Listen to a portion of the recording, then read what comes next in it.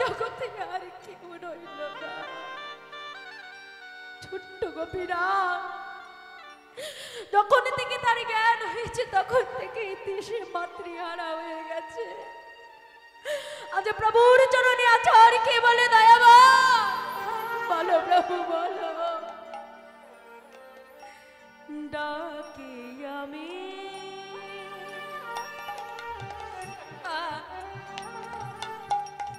মামা বলে,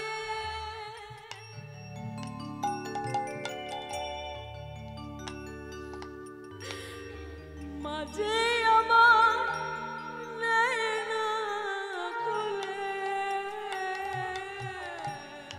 ডাকিয়া তাই গৌর হরি বল হরি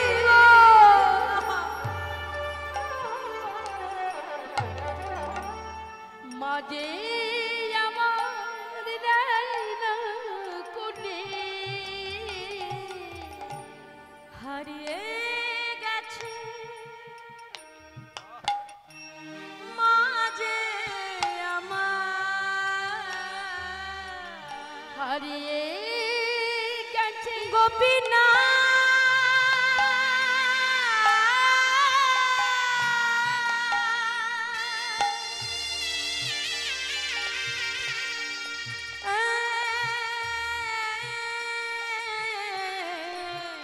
গোপীনা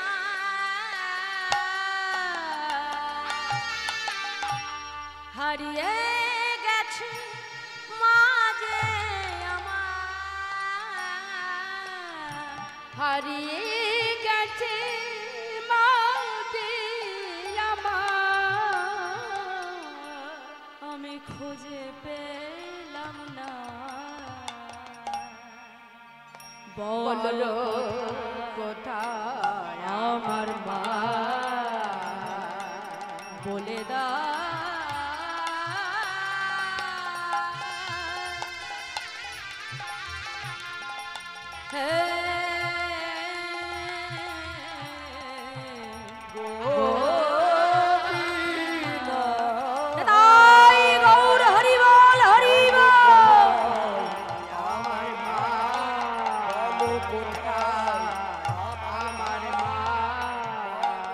গোপীনা। গোপীনা তুমি বলতে পারো গোপীনা কি অপরাধ করেছিলাম আমি তোমার চরণে? কেন কেন আমার মা আমাকে আদর করে না? কেন আমার মা আমাকে চুম্বন করে না? কেন কেন সবার মতো আমার মা আমাকে কোলে তুলে নেয় না? বলো বলে দয়াময় আমি কি অপরাধ করেছে? গোবিন্দ ঘোষ ছুটে এসেছে। গোপীনা কি ও গোপীনা, গোপীনা তুই এমন ভাবে কাঁদিস না বাবা। কে বলেছে কে বলেছে তোর মা নেই? গোপীনা চেয়ে দেখ, আমি তো তোর মা, আমি তো তোর বাবা। গোপীনা আজ থেকে তুই আমায় মা বলে ডাকবি, আজ থেকে তুই আমাকে বাবা বলে ডাকবি। গোপীনা ছুটে গিয়ে যখনই সন্তানকে কোলে তুলতে গেছে বাবা, দেখুন ভগবানের কত কঠিন পরীক্ষা। ও মায়েরা, যখন থেকে মাধবী ঘোষ মারা গেল মা, গোবিন্দ ঘোষ কি করে? সন্তানের জন্য রন্ধন করা সেবার বস্তু গোপীনাথকে সেবা দিয়ে দেয়। আর গোপীনাথের জন্য রন্ধন করা বস্তু তার সন্তান গোপীনাথকে সেবা করা। ভগবান দেখছে যদি এমন করে চলতে থাকে তাহলে আমার ভক্ত সেবা অপরাধী হয়ে যাবে। তাই যে একটা বাঁধন আমি রেখে দিয়েছিলাম ওই একটা বাঁধনও আমি ছিন্ন করে দেব। মায়েরা, আজ যখন গোবিন্দ ঘোষ ছুটে গিয়ে সন্তানকে কোলে নিতে গেল, দেখো সন্তানের বদন থেকে ঝলকে ঝলকে রুধির ধারা বইছে। চিৎকার করে উঠেছে গোপীনা, গোপীনা তুমি আমার মাধবীকে কেড়ে নিয়েছ, আমি কিচ্ছু বলিনি, কিন্তু গোপীনা আমার পুত্রকে তুমি কেড়ে নিও না। গোপীনা ও যে আমার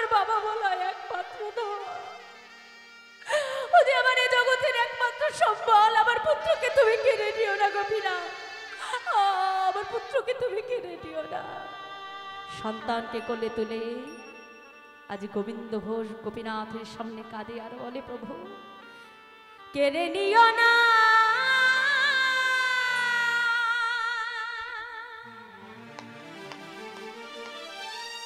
প্রভু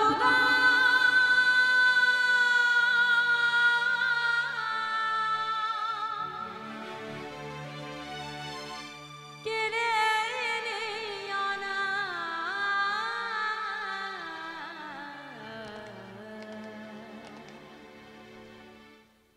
তুমি যে ব্যথা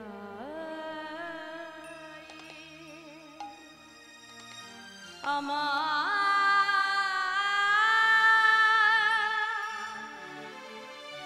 ব্যথা দিও না প্রভু, তুমি যে ব্যথা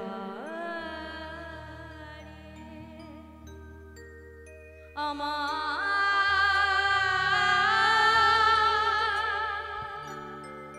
ব্যথাটা দিও না। গোপীরা, গোপীরা, আমি তো তোমার কাছে সংসার চাইনি, আমি তো তোমার কাছে পুত্র চাইনি, আমি তো তোমার কাছে স্ত্রী চাইনি। বাবা কেন, কেন দিলে তবে তুমি আমার সংসার? কেন দিলে আমি তোমায়, আমি কেন দিলে আমায় তুমি পুত্র, কেন দিলে আমায় তুমি স্ত্রী? বলো দয়া, আর দেবেই যদি, কেন তুমি কেড়ে নিলে প্রভু? দিলে যদি পুত্র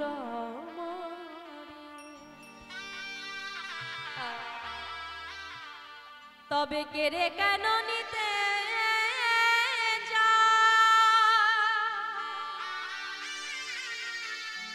সহিতে পারি না প্রভু গো,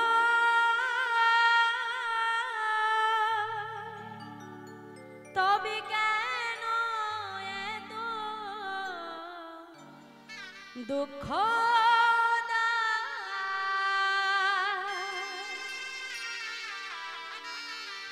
এ বিষম বেদনা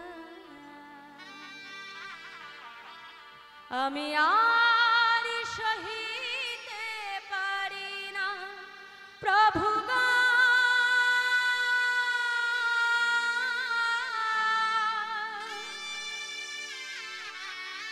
সহিতে পারি না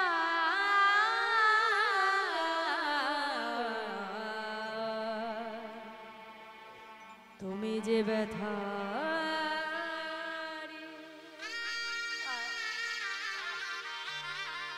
আমার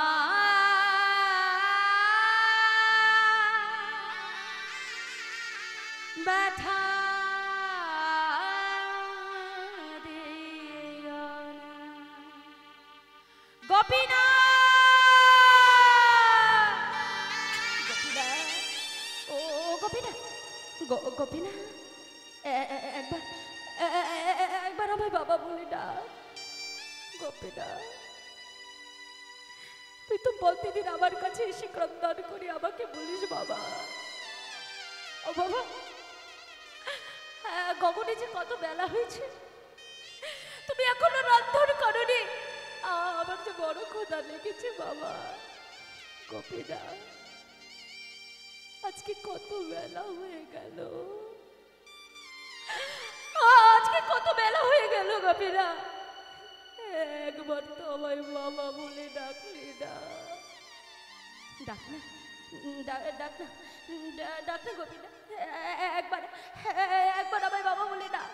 গোপীনা, ও গোপীনা, গোপীনা,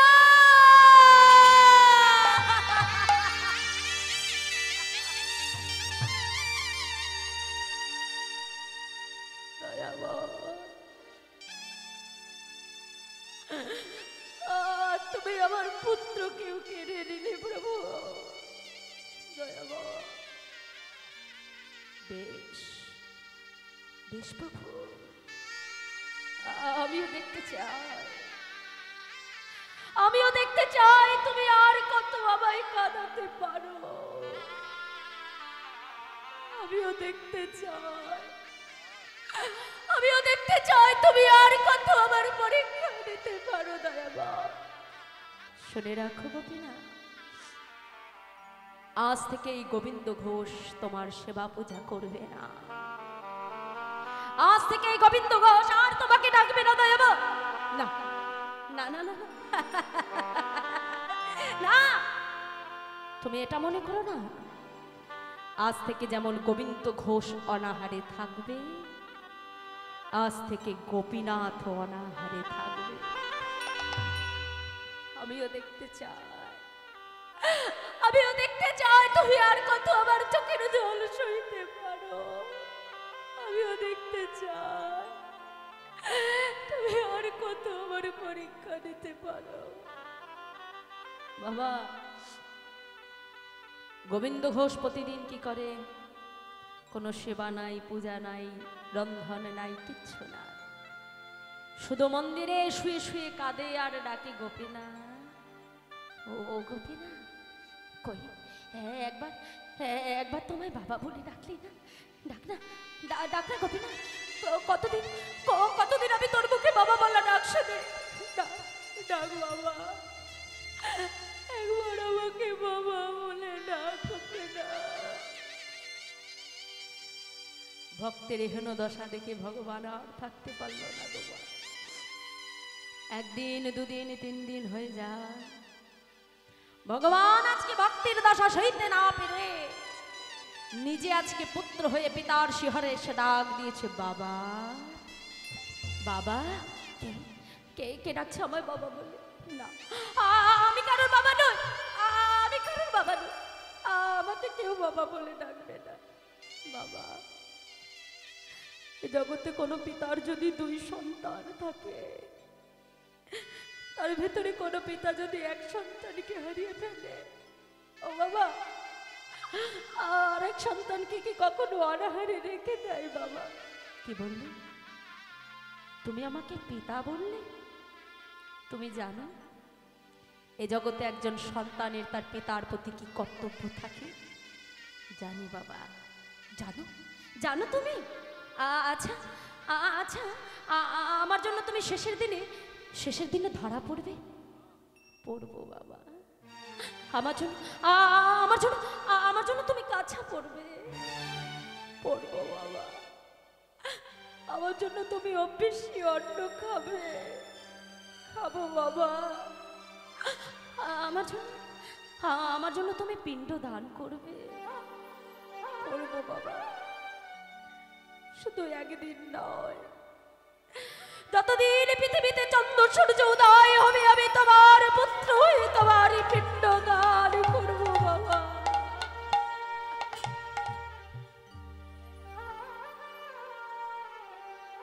দেখেছো, দেখেছো আমি কেমন বাবা? ও গোপীনা, তুমি একটু দাঁড়াও, আমি এক্ষুনি তোমার জন্য ভিক্ষা করে আনছি। 3 বাড়ি থেকে ভিক্ষা করে রন্ধন করে গোপীনাথকে সেবা দিয়েছে। বাবা, দেখতে দেখতে গোবিন্দ ঘোষ আর পথ চলতে পারে না বাবা। গোবিন্দ ঘোষের অন্তিম সময় উপনীত হয়েছে। মন্দিরে শয়নে থেকে আজকে গোপীনাথকে ডাকছে, গোপীনাথ। ও মায়েরা, দেখবেন আমাদের যত বয়স হয় না মাগো, স্মৃতির বিস্মরণ হয়ে যায়, তাই না মা? হ্যাঁ, একটা ছোট বাচ্চা যা মনে রাখতে পারে, একজন বয়স্ক মা কি পারে? পারে না। কেন মা? কারণ আমাদের যত বয়স হবে ধীরে ধীরে আপনাদের স্মৃতির বিস্মরণ হয়ে যাবে। আজকে গোবিন্দ ঘোষের অন্তিম সময় যখন হয়ে গেছে, গোবিন্দ ঘোষের স্মৃতির বিস্মরণ হয়ে গেছে। আজ বিগ্রহ গোপীনাথকে নিজের পুত্র গোপীনাথ মনে করেছে। ডাক দিচ্ছে, গোপীনাথ, ও গোপীনাথ, দেখ না বাবা, আমাকে একটু মন্দির থেকে চরণামৃত এনে দেবি? দেব বাবা। ভগবান কি করলেন মা? নিজ হাতে নিজ চরণ ধৌত করলেন। দেখুন লীলার কত মাধুর্য। যদি ভগবানকে প্রকৃত ভালোবাসা যায় গো মা। আমরা বলি ভগবান আসে না মা, ভগবান খায় না, ভগবান ডাকে সাড়া দেয় না। সাড়াটা দেবে কেমন করে মা? আমরা তো তাকে ডাকতেই পারি না। ভগবান সেবা করবে কেমন করে মা? যদি দুটো লকুন দানা দিন অন্তে একবার তার থালার মধ্যে দিয়ে বলি প্রভু তুমি খেয়ে নাও, আর সেই প্রসাদটা তুলে যে একটুখানি বদনে দেবো সেই সময়টুকু আমাদের হয় না। ওই প্রসাদটা সেবা করে কে? ঘরের যত ছোট ছোট কালো পিঁপড়ে তারা। তাহলে এই হলো আমাদের ভালোবাসা। আর আমরা বলি ওরে ভগবান কোথায় আছে, আমি ডাকলে কি সাড়া দেয়, আমি ডাকলে কি তাকে দেখতে পারি? আরে দেখবে কেমন করে? দেখবার মতো আমাদের নয়নই হয় না। যদি দেখবার মতো নয়ন হতো, যদি ডাকার মতো লোকে তাকে ডাকতে পারে, যদি সেবা দেবার মতো তাকে দিতে পারি, তাহলে ভগবান নিশ্চয়ই তোমার ডাকে সাড়া দেবে, ভগবান নিশ্চয়ই তোমার হাতে সেবা করবে মা। আজ গোবিন্দ ঘোষ বিগ্রহ গোপীনাথকে নিজের পুত্র গোপীনাথ মনে করে যখন নিজের কাছে জড়িয়ে ধরেছে, ভগবানের নিজেই চরণ ধৌত করে স্বহস্তে সেই চরণামৃত তাকে পান করিয়ে দিলে। মাগো আজ গোবিন্দ ঘোষ গোপীনাথকে ডেকে বলে, গোপীনাথ আমার বুঝি যাবার সময় হলো বাবা, দেখ আমার শিহরে একজোড়া করতাল আছে, আমাকে একটু হরিনাম শোনাবি বাবা? বাবা নিশ্চয়ই শোনাবো বাবা, আমি নিশ্চয়ই তোমায় হরিনাম শোনাবো। পিতার শিহর থেকে করতাল জোড়া নিয়ে আজ স্বয়ং ভগবান পুত্র হয়ে পিতাকে হরিনাম শ্রবণ করালেন মা। দেখো গোবিন্দ ঘোষ তো ভক্ত ছিল গো মা, তিনি জানতেন যে তিনি কখন দেহ রাখবে, কিন্তু আমরা এটুকু জানি না বাবা যে এখন আমরা এখানে আছি আর একটু পরে আমরা থাকবো কিনা, এটা আমরা কেউ বলতে পারি না। তাই মাগো তার পরমায়ু সে জানতো, কিন্তু আমরা সেটুকু জানি না। তাই আসুন আমাদের দেহে এতক্ষণ প্রাণ থাকতে থাকতে আমরা একটুখানি তার গুণাদি গুণ কীর্তন করে নিলাম। আজ শুধু গোবিন্দ ঘোষের জন্য নয়, আজ আমরা নিজেদের জন্য সবাই মিলে করতালি দিয়ে হরিনাম করব। সবাই মিলে একসাথে করতালি দিয়ে বলবেন আমার সঙ্গে সঙ্গে বলুন, হরে কৃষ্ণ হরে কৃষ্ণ কৃষ্ণ কৃষ্ণ হরে হরে হরে রাম হরে রাম রাম রাম হরে হরে। নিতাই গৌর হরি বল হরি বল। কৃষ্ণ কৃষ্ণ কৃষ্ণ হরে হরে হরে রাম হরে রাম রাম রাম হরে হরে হরে কৃষ্ণ হরে কৃষ্ণ কৃষ্ণ কৃষ্ণ হরে হরে হরে রাম হরে রাম রাম রাম হরে হরে। উলুধ্বনি নিতাই গৌর হরি বল হরি বল। কৃষ্ণ কৃষ্ণ হরে হরে রাম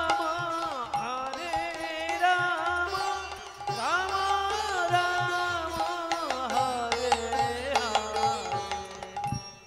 দেখতে দেখতে গোবিন্দ ঘোষ দেহ রাখলেন, আর যখন দেহ রাখলেন আজ গোপীনাথ সকল অগ্রদ্বীপবাসীরা দাঁড়িয়ে দাঁড়িয়ে গিয়ে বলছো, গো তোমরা সকলে আমার সঙ্গে চলো, আমার পিতাজি দেহ রেখেছে।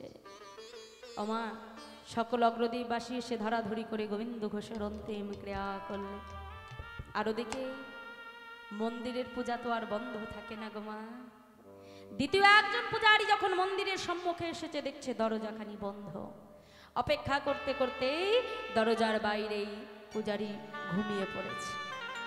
এমন সময় দৈববাণী হলো, পূজারী পূজারী মন্দিরে প্রবেশ করো, আমার রাজ বেশ খুলে দাও, আমায় কাছা পরিয়ে দাও। কেন দয়াবা পূজারী, আমার পিতাজি দেহ রেখেছে পূজারী। আর শোনো, আজ থেকে দিনে একবার রন্ধন করে ওই হব্বিষ্যি অন্ন তুমি আমায় সেবা দেবে।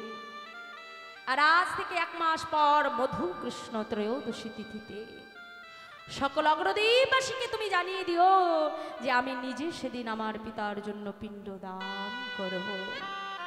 মায়েরা, তাই দেখতে দেখতে যখন 1 মাস পরিপূর্ণ হলো সেই মধু কৃষ্ণ ত্রয়োদশী তিথিতে আজ গোপীনাথ শুদ্ধ বসন করে পিতার জন্য পিণ্ড করে করে নিয়ে আজ গোপীনাথ দাঁড়িয়ে আছেন। মা দেখেছে যে রাধে, তাহলে মাগো ভগবানকে যদি ভালোবাসা যায়, এ জগতের সন্তান তোমাকে যতই ভালোবাসুক মা, তোমার অন্তিম কি 1 থেকে 2 বড় জোর হলেই 2 বার তোমার জন্য সে অন্তিম ক্রিয়া করবে, তাই না মা? কিন্তু দেখো আজ গোপীনাথ কি করলো, শুধু 1 বার 2 বার না, তার পিতার জন্য পিণ্ড প্রদান করে চলেছে, আজও চলেছে। আর যতদিন পৃথিবীতে চন্দ্র সূর্য উদয় হবে ততদিন পিতার জন্য পিণ্ড দান করে যাবে। আপনারা অগ্রদ্বীপে গিয়েছেন মা? কারা কারা গিয়েছে? আচ্ছা বেশ, অবশ্যই যাবেন। চৈত্র মাসে একাদশী, তারপরে মধুকৃষ্ণ ত্রয়োদশী তিথি। এই মধুকৃষ্ণ ত্রয়োদশী তিথিতে আজও দেখবেন অগ্রদ্বীপে একটা মেলা হয়, অর্থাৎ সেই পিণ্ড দান লীলা। আজও কিন্তু সেই গোপীনাথকে শুদ্ধ বসন করিয়ে আজও পর্যন্ত সে তার পিতার জন্য পিণ্ড দান করে চলেছে। তাহলে ভগবানকে যদি ভালোবাসা যায় গো মা, 1 বার 2 বার নয়, যুগে যুগে ভগবান কি করে ভক্তের জন্য এমন ভাবে পিণ্ড দান করে যায়। নেতাই গৌর হরি বল, হরি বল। তাই আমার ভগবান তিনি ভক্তের মনোবাসনা সদা সর্বদাই পূরণ করে। আজ গোবিন্দ ঘোষের অন্তিম বাসনা ছিল যে ভগবান যেন তারই পুত্র হয়ে নিজ হাতে তার জন্য পিণ্ড দান করে। তাই আজ ভগবান আমার ভক্তবান কল্পতরু, ভক্ত ভগবানের কাছে যা চায় ভগবান যুগে যুগে ভক্তের মনোবাসনা পূর্ণ করে। তাই আজ ভগবান কি করলেন, গোবিন্দ ঘোষের মনোবাসনাও প্রভু পূর্ণ করলেন। তাই আজ সবাই মিলে আসুন, আমরা 2 বাহু তুলে একসাথে আমরা গৌর হরির জয়ধ্বনি করব।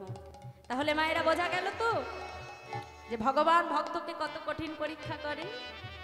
তাই আমরা যদি একটু আঘাত পাই মা, কখনো মনে করবেন না যে ভগবান আমাদেরকে কষ্ট দিল। জানবেন এইটুকু কষ্ট যে তোমাকে দিল, কারণ 1 যুগের কর্মফল আমরা পাই না মা। তুমি যদি কোনো অপরাধ পূর্বে করে থাকো, একদিন না একদিন কিন্তু তার ফল তোমাকে ভোগ করতেই হবে। তুমি যদি কোনো কষ্ট করো, তুমি যদি কোনো কষ্ট পাও, তুমি জানবে নিশ্চয়ই তুমি কিছু করেছিলে যার জন্য আজ তোমাকে এই কষ্টটা পেতে হলো। কিন্তু ভগবান কখনো ভক্তকে কষ্টে রাখে না। ভগবান সদা সর্বদাই চায় যাতে আমার ভক্ত শুধু 1 বার বদন ভরে হরি বল বললে আমার ভগবান ভক্তের ভবতারণ পার করে নিয়ে যায়। কিন্তু মাগো সেটা বলার মতো বলতে হবে, ডাকার মতো ডাকতে হবে। তাই আসুন সবাই মিলে বাহু তুলে আমরা একসাথে বলবো, ভক্তির বাসনা প্রভু পুরাণ করিলা, ভক্তির বাসনা প্রভু পুরাণ করিলা, ভক্তির বাসনা প্রভু পুরাণ করিলা, ভক্তির বাসনা প্রভু পুরাণ করিলা, প্রেমানন্দে বদন ভরে হরি হরি বলো, প্রেমানন্দে বদন ভরে হরি হরি বলো। জয় সচিনন্দন জয় গৌর হরি, জয় সচিনন্দন জয় গৌর হরি, জয় সচিনন্দন জয় গৌর হরি, জয় সচিনন্দন জয় গৌর হরি। কৃষ্ণ প্রিয়ার প্রাণ বধুয়া নদিয়া বিহারী, হরে কৃষ্ণ প্রিয়া প্রাণ বধুয়া নদিয়া বিহারী, কৃষ্ণ প্রিয়ার প্রাণ বধুয়া নদিয়া বিহারী। প্রিয়া প্রাণ বধুয়া নদিয়া বিহারী। যারা আচ্ছা মায়েরা, নিতাই গৌর হরি বল দেওয়ার আগে একটা হিন্দি ভজন আমি করেছিলাম, এবার একটা বাংলা ভজন করি, সবাই মিলে একটু নৃত্য করি, তারপর আমরা হরি বল দেবো, ঠিক আছে? আচ্ছা মায়েরা একটু উঠুন দেখি, ও মায়েরা একটু উঠুন।